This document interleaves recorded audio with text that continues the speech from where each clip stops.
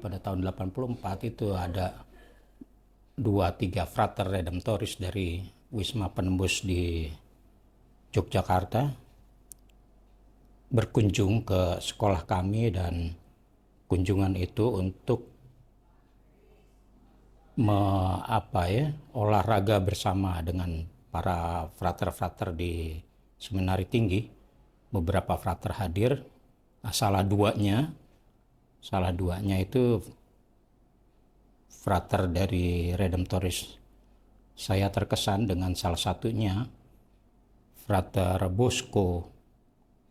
Kalau nggak salah namanya Frater Bosco, tapi saya kira dia tidak lanjut nih.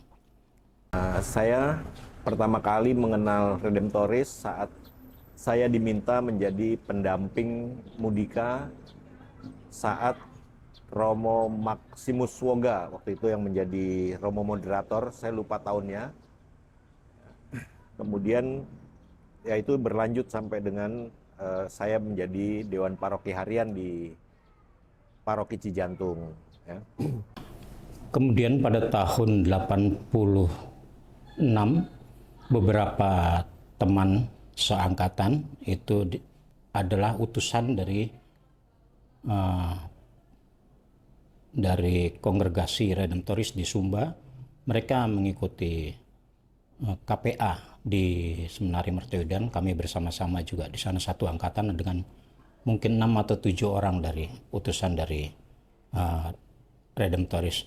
Mulai dari sana kami mengenal lebih dalam lagi dengan para Redemptoris. Kemudian ketika kami bertugas di Paroki Cijantung ini sebagai petugas sekretariat, pada tahun 2004 Paroki Cijantung mulai dipegang oleh Romo Redemptoris. Yang pertama kali bertugas di Paroki Cijantung itu Romo Maximus Woga, CSSR, sebagai petugas sekretariat. Mau tidak mau menjadi rekan misi itu. Yang menjadi kekaguman saya adalah bagaimana para redemptoris yang bertugas di Paroki Cijantung itu menghidupkan apa yang menjadi passion mereka, terutama pada bagian kunjungan keluarga. Beberapa romo memang dengan intensitas tinggi ketika bertugas di Paroki Cijantung mengusahakan sekuat tenaga mengunjungi semua, paling tidak dalam 1 tahun mengunjungi satu keluarga. Mereka selalu memberi waktu dalam 1 hari itu berkunjung di beberapa keluarga. Kunjungan-kunjungan inilah yang membuat Redemptorus harusnya lebih dikenal oleh banyak umat, terutama itu. Dan kalau dikatakan sebagai rekan misi, mudah-mudahan Redemptoris di Paroki Cijantung tetap mentradisikan kunjungan keluarga itu menjadi bagian dari pelayanan Redemptoris di Paroki Cijantung.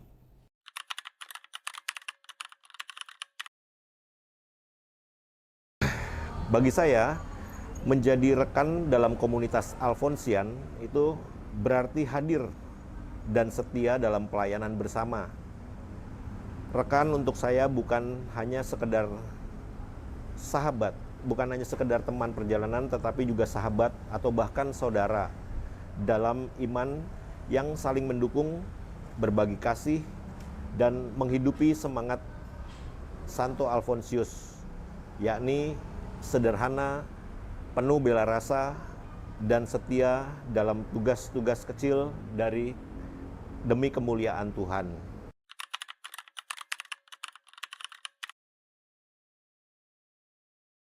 Saya sekarang berkarya sebagai karyawan Paroki Cijantung sebagai staf keuangan. Dan hari-hari saya melihat para Romo Redemptoris dengan berbagai macam cara melayani misa kepada semua orang. Jadi misa di rumah sekarang lebih mudah atau gampang mengaksesnya.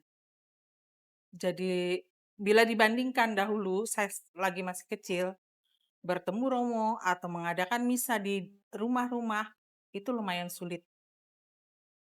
Dan saya berada di lingkungan para redemptoris, saya berusaha membantu apa yang diperlukan para Romo dalam melancarkan karya misi mereka sebagai pastor di paroki kami.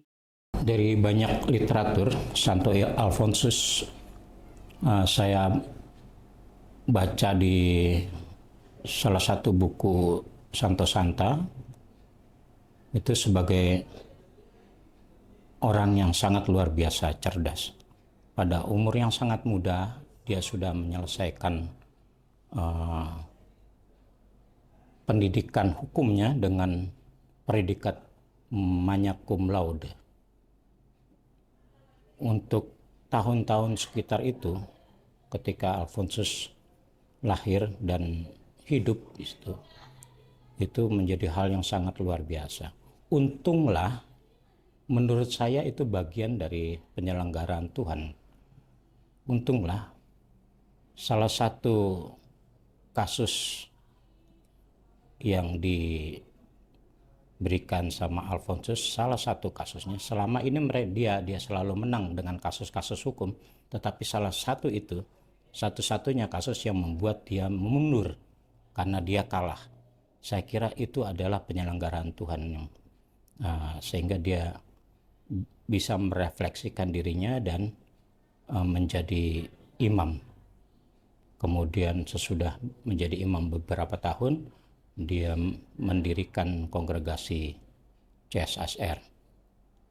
Itu saya kira memang Tuhan punya mau itu, sehingga kita di Indonesia juga kebagian pelayanan redemptoris, terutama di Paroki Cijantung. Dari refleksi saya, spiritualitas Santo Alfonsus sangat menginspirasi dan bahkan menjiwai perjalanan iman serta pelayanan saya di berbagai perutusan hidup saya. Sebagai kepala keluarga, pengurus yayasan pendidikan, dan sebagai anggota masyarakat. Dalam gereja juga sebagai prodiakon.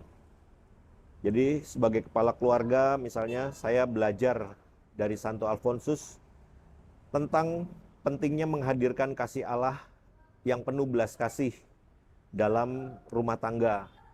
Seperti yang saya pernah dengar dari sahabat seorang imam redemptoris, mungkin Romo Bosco CSSR yang sekarang bertugas di Jepang.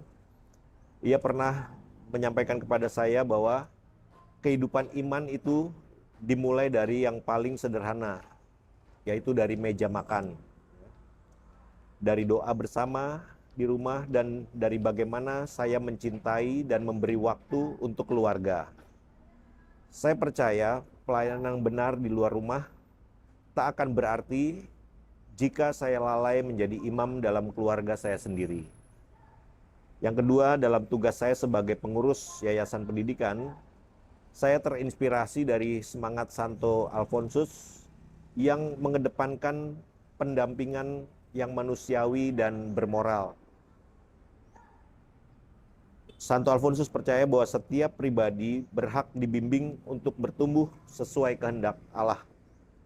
Maka dalam mengambil keputusan atau merancang arah strategi pendidikan, saya selalu berusaha menimbang bukan hanya dari sisi manajerial, tetapi juga dari sisi hati nurani dan nilai-nilai Injili.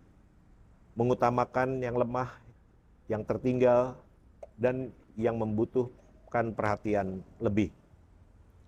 Di lingkungan kemasyarakatan, sebagai ketua seksi pembangunan, saya juga bergulat dengan realita lapangan yang keras dan penuh dinamika, di mana di kompleks saya itu mungkin yang non-muslim hanya saya, tetapi ya saya beri kepercayaan untuk menjadi salah satu pengurus di RW.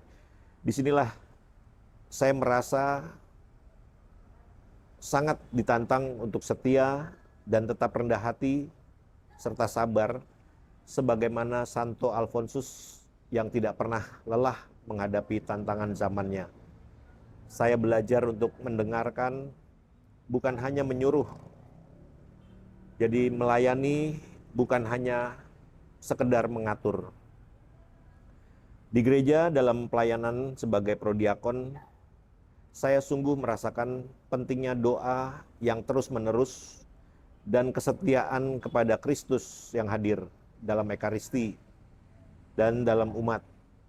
Santo Alfonsus mengajarkan bahwa doa bukanlah pelengkap, tetapi nafas hidup. Maka dalam segala pelayanan liturgis maupun koordinasi, saya berusaha menghadirkan wajah Allah yang penuh kasih, terutama saat mengunjungi umat yang sakit, lansia, atau yang dalam kesulitan.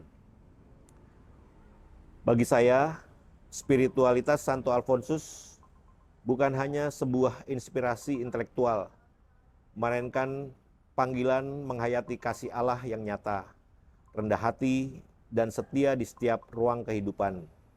Di rumah, di tempat kerja, di masyarakat, dan dalam gereja.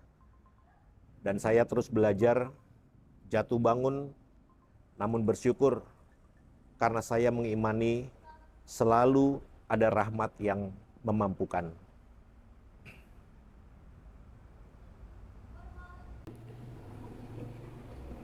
Spiritual Santo Alfonsus melalui doa-doa kepada Bunda Maria, devosi kepada Bunda Maria yang kuat, kita tahu sebagai orang beriman, kita percaya doa-doa Bunda Maria selalu menyertai kita. Kita berkarya berjalan bersama Yesus dan didoakan oleh bundanya. Salah satunya melalui novena Bunda Maria selalu menolong. Ketika saya lelah dan seperti putus asa, saya sering bercerita kepada Bunda Maria melalui novena Bunda Maria selalu menolong. Oh ya, ada satu yang membuat saya tidak berjalan sendiri dalam keadaan saya sekarang. Saya tidak punya ibu dan saya tidak menjadi ibu. Saya tidak bisa menjadi ibu. Tetapi saya punya ibu yang selalu setia dalam doa-doanya, yaitu Bunda Maria. Terima kasih para redemptoris yang sudah memperkenalkan saya kepada novena Bunda Maria selalu menolong. Terima kasih.